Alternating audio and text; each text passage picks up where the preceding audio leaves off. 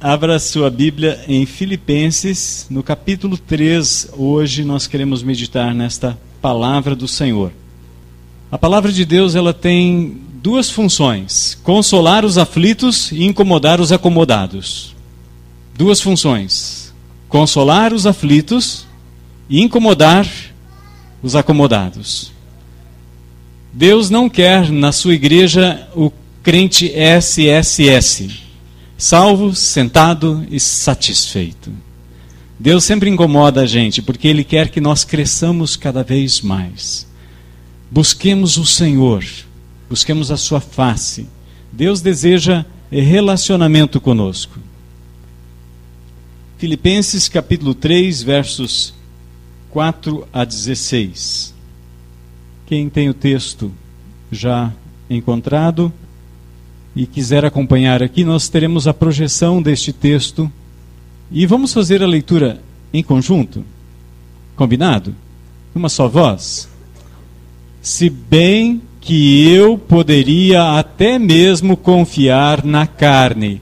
Se alguém pensa que pode confiar na carne, muito mais eu, circuncidado no 8º dia, da descendência de Israel, da tribo de Benjamim, hebreu de hebreus, quanto à lei, fui fariseu. Quanto ao zelo, persegui a igreja. Quanto à justiça que há na lei, eu era irrepreensível. Mas o que para mim era lucro, passei a considerar perda por amor de Cristo. Sim, de fato também considero todas as coisas como perda, comparadas com a superioridade do conhecimento de Cristo Jesus, meu Senhor, pelo qual perdi todas essas coisas. Eu as considero como esterco, para que possa ganhar a Cristo, e ser achado nele, não tendo por minha a justiça que procede da lei, mas sim a que procede da fé em Cristo, a saber, a justiça que vem de Deus pela fé, para conhecer Cristo e o poder da sua ressurreição e a participação nos seus sofrimentos, identificando-me com ele na sua morte, para ver se de algum modo consigo chegar à ressurreição dos mortos. Não que eu já a tenha alcançado, ou que já seja perfeito, mas vou prosseguindo, procurando alcançar aquilo para que também fui alcançado por Cristo Jesus. Irmãos, não penso que eu mesmo já o tenha alcançado, mas faço o seguinte: esquecendo-me das coisas que ficam para trás e avançando para as que estão adiante, prossigo para o alvo, pelo prêmio do chamado celestial de Deus em Cristo Jesus. Por isso, todos os que somos aperfeiçoados, tenhamos este mesmo modo de pensar. E se em alguma coisa pensais de outro modo, Deus também vos revelará isso. Mas prossigamos na medida da perfeição que já atingimos. Vamos orar? Querido Pai, Tua palavra está diante de nós. O Senhor nos chamou para termos um relacionamento íntimo com o Senhor. O apóstolo Paulo tinha uma religiosidade muito forte. Ele se dedicava de corpo e alma em favor de sua religião. Mas o Senhor o chamou naquele caminho de Damasco. E literalmente, ao cair do cavalo, ele teve um encontro com o Senhor. E a partir dali, a vida de Paulo foi transformada. O Senhor também entrou na nossa vida. O Senhor nos encontrou. A Tua palavra veio ao nosso encontro e nos chamou para a Tua maravilhosa luz. Senhor, Tu tens derramado sobre nosso coração a alegria da salvação. E tantas vezes as coisas, as pessoas, as circunstâncias, a ansiedade têm nos tirado esta alegria. Por isso, Senhor, que esta palavra do Senhor seja viva em nosso coração, que o Santo Espírito do Senhor, que o Senhor enviou para habitar em nós, vasculhe o recôndito do nosso coração e veja se há em nós alguma coisa que não te agrada e guia-nos pelo caminho reto, o caminho da vida eterna. Por amor de teu Filho Jesus, conhecimento acima de tudo e o tesouro maior que nós podemos ter, é que nós oramos te agradecendo em nome de Jesus. Amém. Amém. Amém? Amados, nós temos falado aqui nestas mensagens que falam deste texto de Filipenses sobre os ladrões da alegria. Lembrando que esse tema, o tema não é meu, mas estudando a palavra de Deus, eu peguei este tema como sugestão. O pastor Werner W. Wiersbe escreveu um livro, Seja Feliz. Quando Paulo fala aqui em Filipenses 4:4, ele diz assim: alegrai-vos sempre no Senhor. E digo outra vez, alegrai-vos. Está no imperativo, é uma ordem de Deus. Imperativo é um mandamento. E quando nós desobedecemos um mandamento de Deus, isso é sinônimo de pecado. Então Deus quer o seu povo um povo alegre, não um povo tristonho. Conta-se a história de uma jovem que foi na igreja e começou a louvar a Deus, e bater palma, erguer as mãos, e naquela igreja aquilo era pecado. Não podia fazer aquilo. Então os irmãos repreenderam ela e disse: olha, aqui não, nós nunca fizemos isso desse jeito antes. E ela foi para casa triste, e chegando do lado de casa tinha uma família que tinha um cavalo, e aquele cavalo amarrado ali estava com aquela cara comprida. Aí ela olhou para o cavalo e falou assim: você daria um bom membro da minha igreja. Essa cara comprida, esse rosto triste, você seria um excelente membro da minha igreja. Deus quer um povo alegre. Não significa que nós tenhamos que pular por cima dos bancos para ser alegre. Alegria não é o estereótipo de bagunça. Alegria é um estado de espírito. Mesmo diante das dificuldades, nós podemos ser alegres. O apóstolo Paulo estava na prisão, estava preso, estava prestes a ser condenado à morte. E ele diz: alegrai-vos. Outra vez vos digo, alegrai-vos. O tema principal desta carta de Paulo aos Filipenses é a alegria. Alegria. Que tipo de ladrão de alegria pode estar batendo a sua porta, tentando invadir a sua casa? Nós falamos da primeira vez sobre as circunstâncias. Circunstância é aquilo que você não pode controlar. É aquilo que você não tem condições de administrar. O frio, por exemplo. Você não pode mudar a estação. Mas, dentro da estação, você pode se situar dentro de uma casa quentinha, com uma roupa, um agasalho, que vai cobrir este frio natural da estação de inverno. Então, como você se situa dentro da circunstância, vai afetar diretamente na sua maneira de ser e de viver. Se você passar frio, certamente você não vai conseguir trabalhar com tanta destreza, habilidade, como se você estiver bem agasalhado. Estamos juntos? Amém? A segunda é as pessoas. É impossível viver longe das pessoas. Elas nos cercam, nós nascemos de uma pessoa. Nossos pais são pessoas. Nós somos filhos, somos pessoas. Então, diferentes tipos de pessoas podem tirar a nossa alegria. E às vezes isso acontece todos os dias. Todos os dias. Então precisamos estar atentos como nós vamos nos comportar diante das situações provocadas pelas pessoas. Já não é circunstância, são situações. E hoje nós queremos falar sobre as coisas. Se vocês repararam, Paulo fala várias vezes aqui de coisas. Coisas. Todas essas coisas eu considerei como perda, como refúgio, algumas traduções colocam. A palavra grega para isso é, de fato, o que a século XXI coloca, esterco.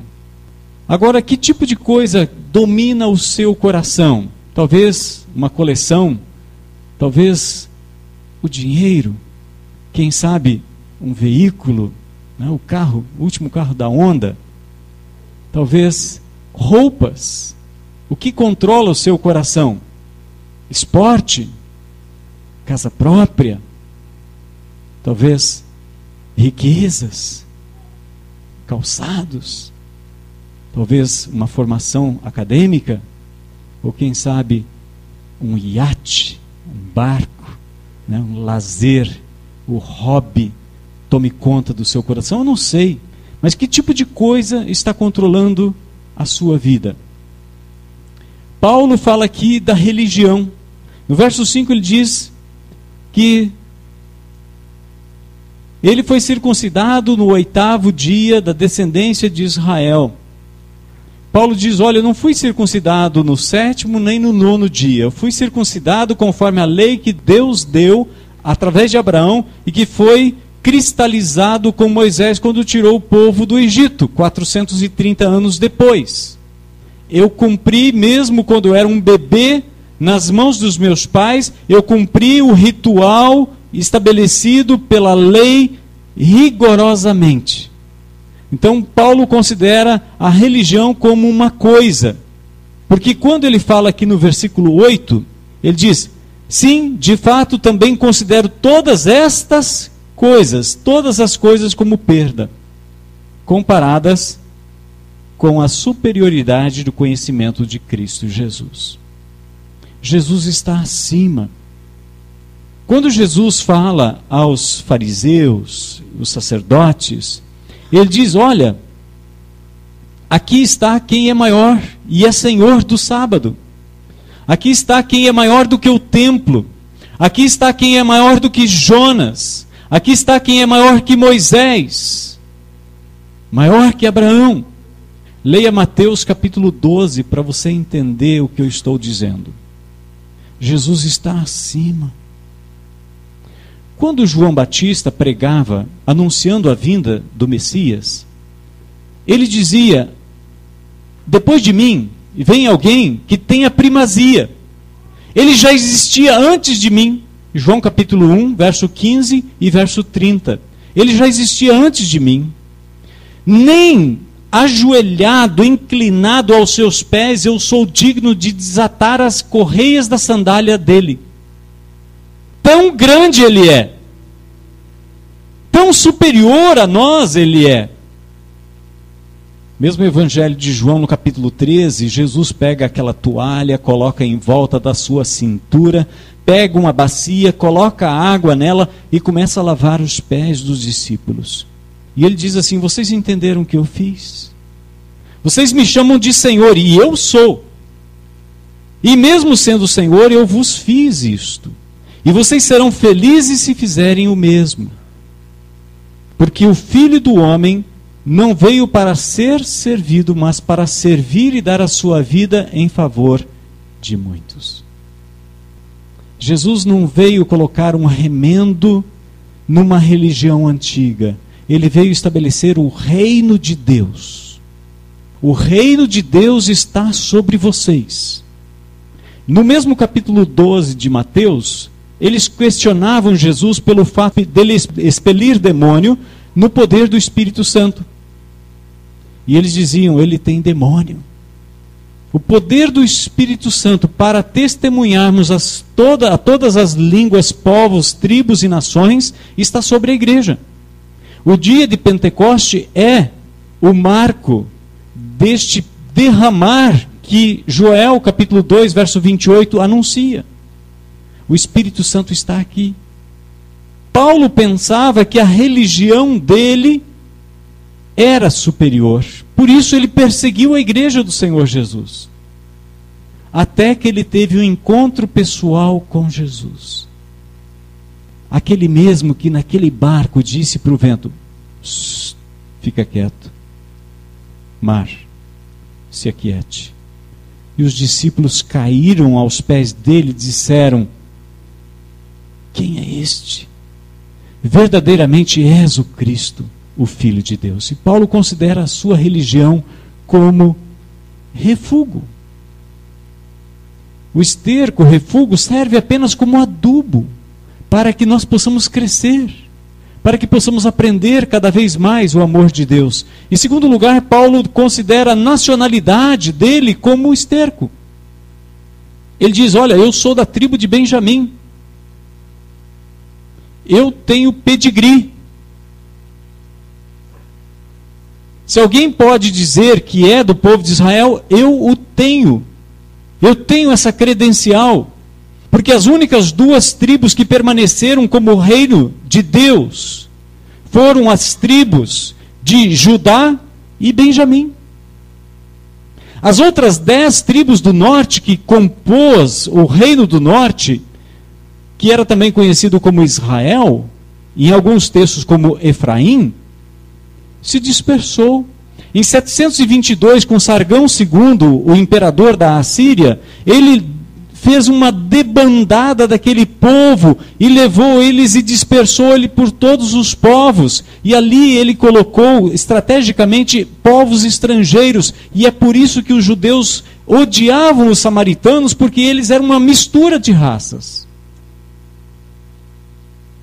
Não tinham mantido a pureza genética de Abraão. Então Paulo diz: olha, eu tenho pedigree, eu tenho nacionalidade, mas isso, comparado com Jesus, é nada. Diga comigo, é nada. Vamos repetir? É nada. Eu sou alemão, eu sou italiano, eu sou japonês. Isso é nada comparado com Cristo. Cristo está acima. Muitas vezes a nacionalidade das pessoas reprime o seu semelhante. Quando nós temos um encontro com Cristo, passa a correr nas veias do povo crente um outro tipo de DNA. O sangue do Cordeiro, o sangue de Jesus. E esse sangue é superior. Esse sangue é maior. Não conhecemos mais diferença de raças, de culturas. Porque o sangue do Cordeiro é maior, é melhor. O conhecimento de Cristo é maior. Por isso Paulo considera então a religião como refúgio. Ele considera a nacionalidade, sua própria nacionalidade, como refúgio. E terceiro, a herança genética. Ele considera como refúgio. Repita comigo: refúgio. Refúgio, tudo isso é refúgio. Hábitos. E ele diz no verso 6, quanto ao zelo, perseguia a igreja. Ele era extremamente zeloso, ele era cuidadoso, ele era um verdadeiro apologeta. Ele defendia a sua fé. Terça-feira, dia 5 de junho, eu tomei uma decisão depois de ouvir uma pregação. Atos capítulo 18 e 19. Que tipo de ministério eu quero ter? Como eu quero servir a Deus? Como Apolo ou como Paulo? Apolo, a palavra deriva a palavra apologeta, apologia, que é defesa da fé. Apolo ia de sinagoga em sinagoga, ensinando e convencendo as pessoas que Jesus era o Cristo, mas não converteu uma única pessoa. Ao passo que Paulo deixou isso de lado, ele falou assim: esse negócio de defesa, e Deus salvou pessoas, curou pessoas, libertou pessoas. No capítulo 19, chega-se ao fato de que aqueles que praticavam artes mágicas, pegando seus livros, os colocaram em praça pública e os queimaram, e o montante do valor daqueles livros chegou a 50 mil pratas. 50 mil dias de serviço. É muito dinheiro. Muito dinheiro. Eu quero ter um ministério e quero servir a Deus como Paulo e não como Apolo. Apolo desaparece do cenário. Paulo planta igrejas, Paulo liberta as pessoas, Paulo prega o evangelho, Paulo batiza, Paulo salva vidas através da pregação e da sua vida. Hábitos que nós precisamos mudar. Coisas. Paulo considera aquilo escubalon. Escubalon. Esse computador não leu o grego, mas também você não leria, né? Está transliterado do lado direito ali, escubalon. Quer qualquer resto, como excremento de animais, escória, lixo, sujeira, de coisas sem valor e detestáveis. Paulo considera tudo aquilo que ele colocou antes ali, religião, nacionalidade, herança genética, hábitos, como isso aqui. Eu quero é mais Deus. Eu quero é Deus, eu quero é Cristo. Paulo chegou a essa conclusão e anunciou Cristo. As coisas ou Cristo? O que você prefere? O que você quer? Jesus em lugar das coisas. Mais importante é ganhar Cristo. Verso 8 ele diz: tudo isso eu considerei como perda, comparadas com a superioridade do conhecimento de Cristo Jesus, meu Senhor, pelo qual perdi todas essas coisas e as considero como esterco, para que possa ganhar Cristo. Ganhar a Cristo. Tem um ditado que diz: dê um passo na direção de Deus e Ele dará 10 na sua direção. O texto que foi falado aqui de Crônicas, alguém lembra de cor? Se o meu povo, que se chama pelo meu nome, se humilhar e orar, Ele virá. Jeremias 29:13, alguém lembra?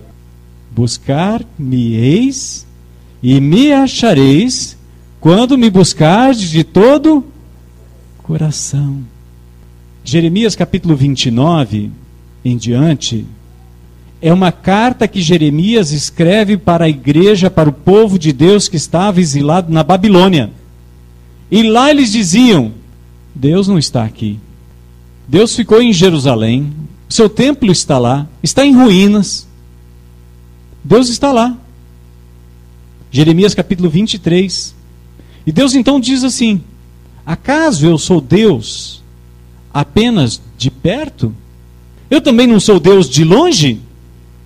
Do Senhor é a terra, a sua plenitude, tudo é de Deus, tudo é dele. Essa promessa que Deus faz a nós, que se nós nos humilharmos e buscarmos a Deus, Ele vem e nos sara, e nos cura, e nos transforma, e nos liberta, transforma o nosso país, a nossa terra, a nossa cidade.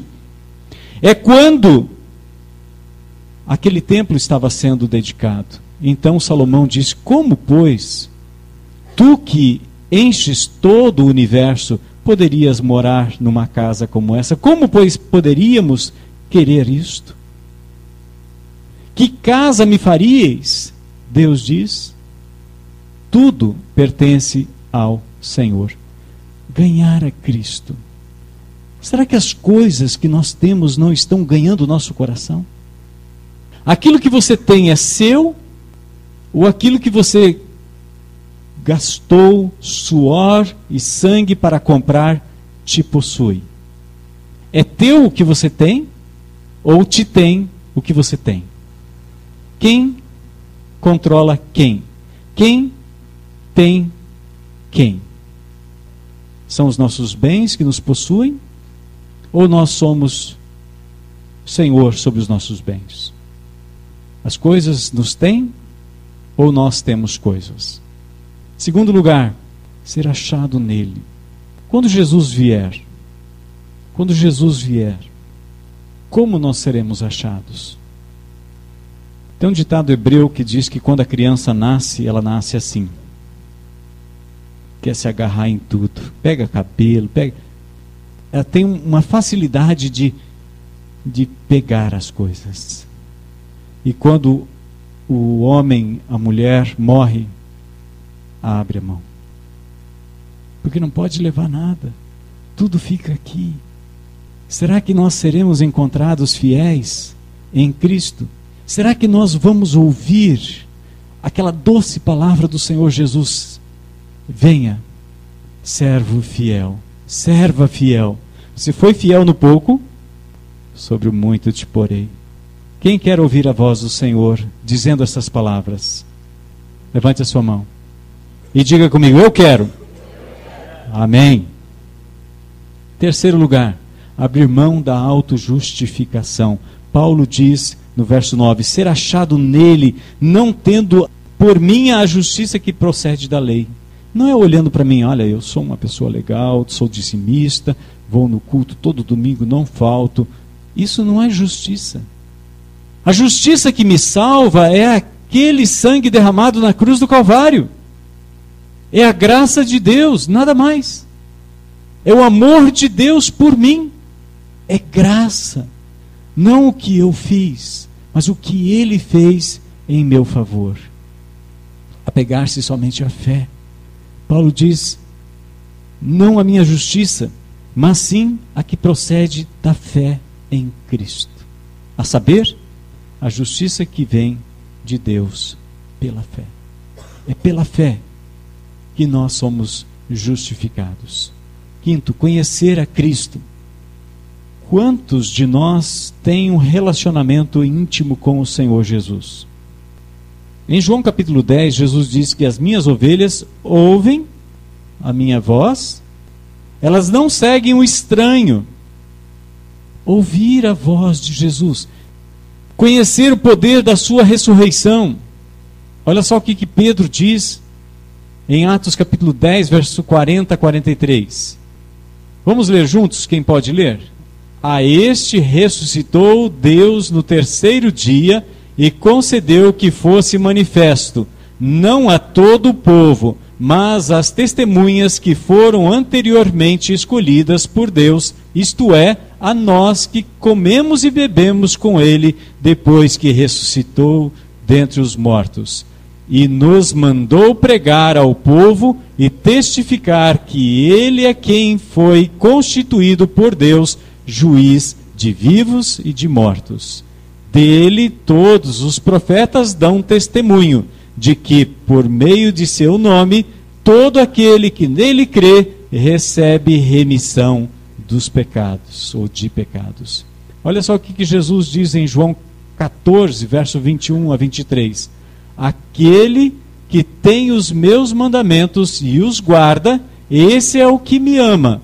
E aquele que me ama será amado por meu Pai, e eu também o amarei e me manifestarei a ele. Disse-lhe Judas, não Iscariotes: de onde procede, Senhor, que estás para manifestar-te a nós e não ao mundo? Lá em Atos nós vimos isso. Respondeu Jesus: se alguém me ama, guardará a minha palavra, o meu Pai o amará, e viremos para ele e faremos nele morada. Deus deseja comunhão com o seu povo. Andar dia a dia com Deus, como Adão lá no jardim. Na virada do dia, as pisadas de quem Adão ouviu? De Deus. Depois de Adão, o sétimo depois de Adão, Enoque. O que a Bíblia diz de Enoque? Enoque andou com Deus. E depois de Enoque, aquele que fez aquele barco gigantesco, Noé. O que a Bíblia diz de Noé? No capítulo 6 de Gênesis? Noé andava com Deus. Andar com Deus. Quando Abraão manda o seu servo à casa de seu irmão para buscar uma esposa para o seu filho, Isaque, Abraão diz: na presença de Deus em quem tenho andado, jura que você não vai a outros povos para buscar uma esposa para o meu filho. Abraão conhecia Deus. Abraão conversava com Deus. Quando Deus vai destruir Sodoma, Gomorra e as outras cidades circunvizinhas, ele diz: acaso eu não vou dizer para o meu amigo Abraão o que eu vou fazer? Em Gênesis capítulo 19, então, tem aquele diálogo de Abraão com o Senhor. Nós temos conversado com Deus? Temos ouvido a sua voz? Ah, não, isso é só para os pastores, para os sacerdotes que se enclausuram num mosteiro e passam lá 24 horas por dia de joelho e não tem contato nenhum com o mundo, ficam em silêncio absoluto. É para eles? É isso que Joel disse? O Espírito Santo seria derramado sobre os sacerdotes? Sobre os profetas? Isso aconteceu no Antigo Testamento. No Novo Testamento, na Nova Aliança, o Espírito de Deus é derramado sobre toda a carne. Servos, servas, você deve ter uma comunhão íntima com o Senhor. Não é um privilégio do pastor, não é um ungidão do Senhor que aparece na igreja que faz milagres. Você pode orar, interceder e declarar a cura na vida das pessoas. A oração do pastor não é mais poderosa que a sua oração. Jejue e ore. Fale com Deus. Cada um de nós é uma testemunha de Jesus onde quer que nós estejamos. Você foi colocado estrategicamente dentro dessa cidade para que essa cidade seja alcançada para o Senhor Jesus. Ele morreu por cada pessoa que está aqui neste lugar respirando e que precisam ouvir da mensagem da graça de Deus. O poder do Espírito Santo é para que nós testemunhemos na nossa Jerusalém. E aqui Deus transforme vidas, liberte pessoas do animismo. Anima, em latim, é espírito ou alma. Animismo é espiritismo. Não de Allan Kardec, mas um outro tipo de espiritismo, que invade as florestas do nosso país. Antes que Pedro Álvares Cabral, eles já eram animistas. Precisavam ouvir do Evangelho do Senhor Jesus. E hoje nós estamos cercados por animistas. Pessoas que creem nos espíritos, em lugar de crer no Filho de Deus que se tornou carne. Quem é o anticristo, senão aquele que nega que Jesus veio em carne e sangue? Precisamos pregar o Evangelho do Senhor Jesus. Sétimo, participar dos sofrimentos de Cristo. Olha só o que Pedro escreve. Portanto, para isso mesmo fosse chamados, pois que também Cristo sofreu em vosso lugar, deixando-vos exemplo para seguirdes os seus passos. Irmãos, se no nosso sofrimento a gente vive gemendo, como é que nós queremos que as pessoas que não têm Cristo sigam a Cristo? Como eu disse da história daquela jovem que queria se alegrar na presença do Senhor. Se aqueles que servem o Senhor são os mais desanimados, criticam os próprios irmãos, falam mal da igreja, vocês acham que alguém que não é de Cristo vai querer entrar no reino de Deus e junto com a igreja do Senhor Jesus? Se nós que estamos aqui dentro atiramos pedras uns nos outros, Paulo diz: cuidado para não serdes mutuamente destruídos. Quando fala para os Gálatas, cuidado, devemos ser alegres, devemos dizer: a luta é grande, mas o meu Deus é maior. Isso contagia, mas muitas vezes nós contaminamos em lugar de contagiar. É certo que nós passamos por lutas, é muita luta, mas cada dia Deus nos dá vitórias, Deus nos dá graça de vencermos. Oitavo lugar, mortificar-se assim como ele morreu. Colossenses 3, 1-3. Portanto, se fosse ressuscitado juntamente com Cristo, buscai as coisas lá do alto, onde Cristo vive, assentado à direita de Deus. Pensai nas coisas lá do alto, não nas que são aqui da terra. Por isso que as coisas não podem tomar o nosso pensamento. Deus tem cuidado de nós. Nada nos tem faltado. Pedro diz: Ele tem cuidado de vós, porque morrestes e a vossa vida está oculta juntamente com Cristo em Deus. Manter a perseverança até o fim.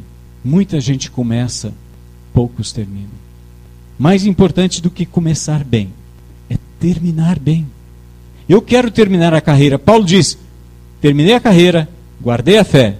Eu sei que o meu tesouro está guardado. Sei em quem tenho crido. Eu sei que Ele é poderoso para guardar o meu depósito até aquele dia. Edifique para vós outros tesouro nos céus. Atitudes conscientes. Reconheça a limitação. Nós somos limitados. Por isso nós precisamos cada dia nos prostrar diante de Deus. Paulo diz: irmãos, não pensem que eu alcancei. Não pensem que eu cheguei lá. Não que eu já tenha alcançado. Ou que seja perfeito. Nós somos limitados. Quanto mais nos aproximamos do Senhor Jesus, mais a luz dele brilha sobre o nosso viver. Mantenha a jornada. Não pare nos obstáculos. Os obstáculos são para serem transpostos. Não é para montar uma barraca do lado dele e ficar sentado à sombra. Mantenha o esforço. Se esforce. Não desista, não pare. Continue. Mantenha o objetivo estabelecido por Jesus. Olha só o que ele diz: mas prossigo para conquistar aquilo para o que também fui conquistado por Cristo Jesus. Nós temos uma conquista, nós temos um reino a ser estabelecido neste mundo, e Ele confiou isso na minha mão e na sua mão, irmão. Eclesiastes 9:10. Aquilo que te vier a mão para fazer, faze-o conforme as tuas forças, pois no lugar para onde tu vais, não há projeto, não há esforço, não há plano. Quinto, reconheça a sua fragilidade. Não se ache autossuficiente. Não, que isso? Eu já estou bem forte espiritualmente. Entrar na internet, ficar o dia inteiro, a noite inteira, não tem problema nenhum, não sou tentado de forma nenhuma. Paulo diz em 1 Coríntios, no capítulo 10, cuidado, aquele que está de pé, cuidado para que não caia. Cuidado. Sexto, desenvolva a arte da substituição. Desenvolva a arte da substituição. Nós temos muita coisa para falar sobre isso. Irmãos, eu gostaria de passar o mês inteiro aqui falando sobre essas coisas. Aqui são princípios, mas que nós queremos desenvolver com os irmãos. Que cada um de vocês seja habilitado e hábil para poder repassar para outros. Paulo diz no versículo 13: irmãos, não penso que eu mesmo já tenha alcançado, mas faço o seguinte: esquecendo-me das coisas que ficam para trás e avançando para as coisas que estão adiante. Diga comigo: nostalgia não, melancolia não, avançar é o meu alvo. Mantenha o alvo, olhando firmemente o autor e consumador da nossa fé, Cristo. Ele venceu, ele disse: no mundo tereis aflições, mas tenha um bom ânimo, eu venci. E se você olhar para Jesus, você vai chegar lá também. Ele foi elevado às alturas para que no mundo inteiro ninguém diga: eu não posso olhar para Cristo. Ele foi elevado para que você não seja ofuscado por nada neste mundo, nem neblina, nem nuvem, nem estrela alguma. Ele é o sol da justiça. Para que você olhe firmemente para o autor e consumador da fé. Compreenda que todos estão no processo. Verso 15, ele diz: olha, por isso todos os que somos aperfeiçoados, todos estamos no processo. Alguns ainda têm problema de falar da vida alheia. Deve ser deixado de lado. Leia Efésios capítulo 4, a partir do versículo 25. Você vai ver ali os conselhos do apóstolo Paulo. No versículos 20 a 23 ele fala: olha, despindo-nos da nossa velha natureza e revestindo-nos do espírito do nosso entendimento, revistamo-nos da nova natureza, criado segundo Cristo. Quem roubava? Quem furtava? Não saia de vossa boca nenhuma palavra torpe, nem maledicência. Precisamos aprender a praticar a arte da substituição.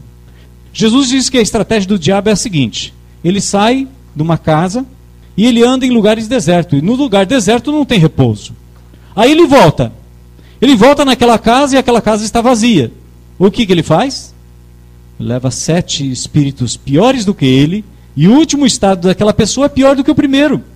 Se você não substituir hábitos errados por hábitos corretos, atitudes erradas por atitudes corretas, em vez de novela, Bíblia. Irmão, eu não acredito que um crente possa assistir novela. Não acredito. Eu tomei uma decisão, não olho. É o ensino de Satanás que está entrando dentro das casas. As pessoas estão pagando para isso. Elas compram televisão, elas pagam energia, compram sofás e sentam lá para ser doutrinados por Satanás. Novela é um novelo. Eles vão te enrolando. E aí eles vão ensinando o que eles querem que você aceite. As mentiras de Satanás estão entrando dentro das casas. O número de divórcios, separação, drogados, jovens, adolescentes grávidas, triplicou. Não multiplicou, triplicou. No mundo inteiro. Por quê? Alguém está ensinando. Não retroceda, avance. Olha aqui que Paulo, na minha opinião, Paulo é autor da carta aos Hebreus. Ele diz: porque ainda dentro em pouco tempo, aquele que vem virá e não tardará. Todavia, o meu justo viverá pela fé, e se retroceder, nele não se compraz a minha alma. Nós, porém, não somos dos que retrocedem para a perdição. Somos, entretanto, da fé para a conservação da alma. Nós não somos daqueles que retrocedem. Celebre as conquistas. Celebre. Mais um dia na presença do Senhor. Aleluia! Mais um culto de louvor ao Senhor. Mais uma semana na presença do Senhor. Amém! Celebre as vitórias. Dê glória ao Senhor. Ele é o único digno de toda a glória, de toda a honra e de todo o louvor. Ladrões da alegria. Circunstâncias você não pode controlar. As pessoas que você também não pode controlar, mas que preparam situações nas quais você às vezes acaba envolvido e às vezes você provoca a situação. Então, cuidado. As más conversações corrompem os bons costumes. Cuidado com quem você faz amizade. Estou dizendo que não é para você conversar com uma pessoa não crente. Pelo contrário, deve conversar. Levar o conhecimento do amor de Deus para aquela pessoa. Mas quando você percebe a índole da pessoa, mantenha uma distância para não ser contaminado.